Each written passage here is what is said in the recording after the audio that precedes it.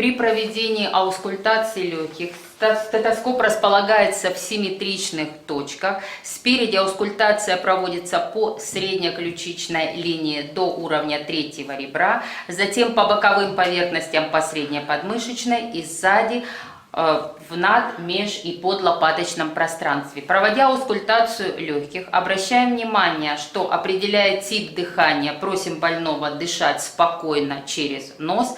При выслушивании побочных дыхательных шумов больной дышит глубоко ртом. Дыши.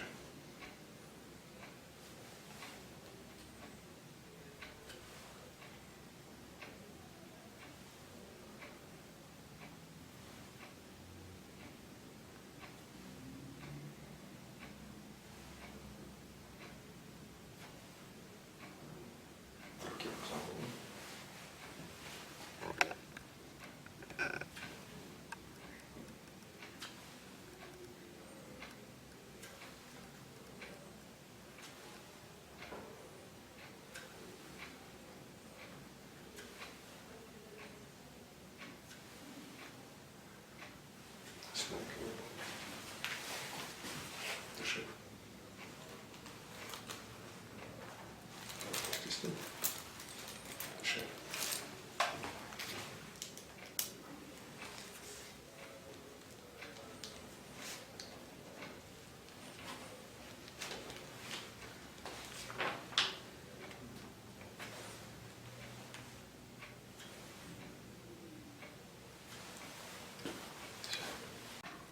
Обследование больного с заболеванием сердечно-сосудистой системы начинается с пальпации верхушечного толчка.